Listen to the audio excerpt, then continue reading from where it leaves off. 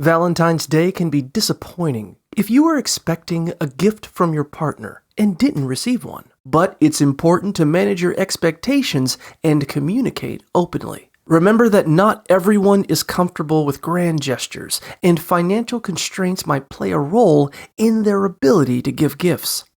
If your partner hasn't surprised you by dinner, it's worth considering whether they might be planning something or if their idea of a gift differs from yours, like a nice meal instead of flowers. Focus on having a good day and avoid comparing your situation to others.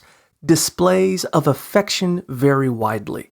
If you choose to give a gift, do so without expecting anything in return. And if you feel disappointed, address it with your partner privately later.